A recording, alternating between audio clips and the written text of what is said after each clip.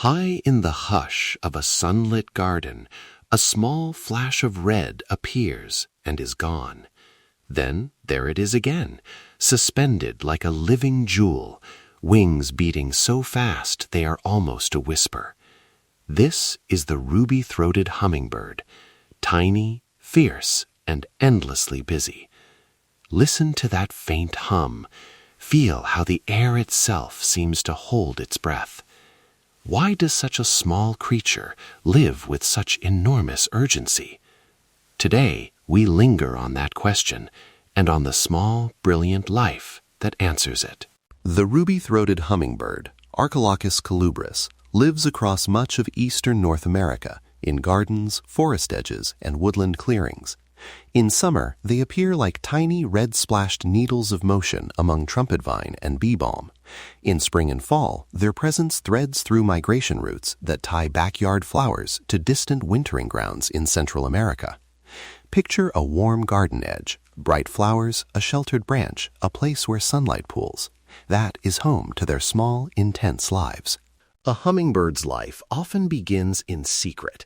The female weaves a tiny cup of plant fibers and spider silk, flexible and strong, on a thin branch or fork, often camouflaged amid leaves. She lays one, sometimes two eggs, smaller than jelly beans, and tends them with a quiet, focused patience.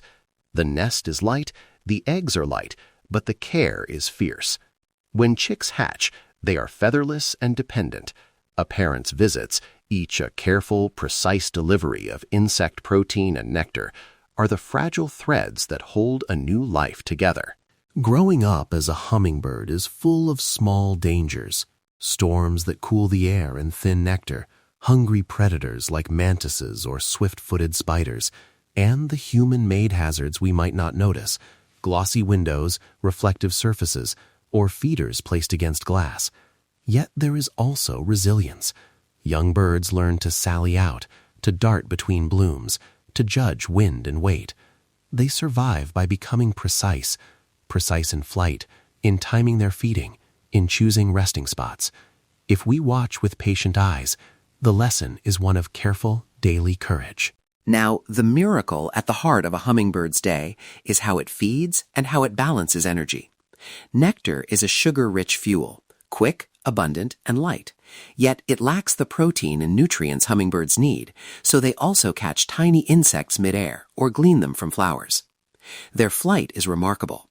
Wings that beat up to 70 times a second allow true hovering, and their shoulders rotate in ways most birds never do. Think of their bodies as a tiny engine, high-revving, efficient, always calculating energy in and energy out. And at night, when the garden goes still, hummingbirds enter torpor, a hush-like sleep where their heartbeat and breathing slow, energy use drops, and they rely on stored reserves until morning warmth returns. Torpor is not illness, it's a purposeful, elegant pause. Courtship for ruby-throated hummingbirds is all about aerial poetry. Males perform shuttle displays and steep dives, flashing throat patches like tiny rubies in sunlight, trying to catch the eye of a watching female. Territory matters. Males often sing and chase rivals from prized flower patches.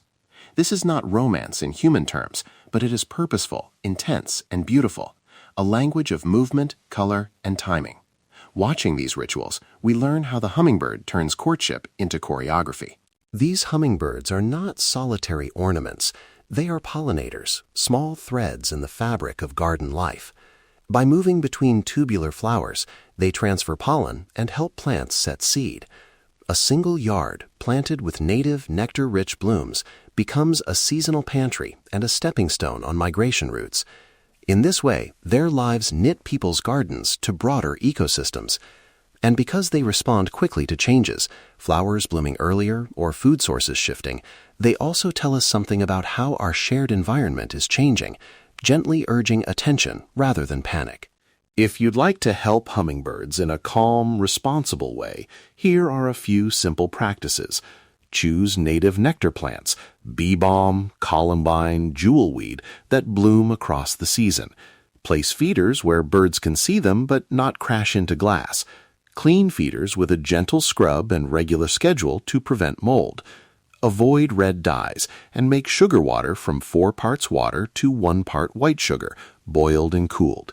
And above all, resist the urge to disturb nests.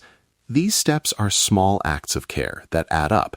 They keep the garden a safe, nourishing place for both birds and people seeking quiet company.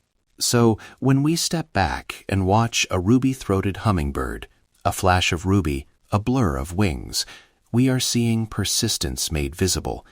Its daily negotiations with energy, shelter, and mates are a quiet kind of endurance. We are invited to learn from that steadiness, to plant a few more flowers, to clean a feeder, to leave a branch untrimmed for a nest. Each small action tends to a larger kindness.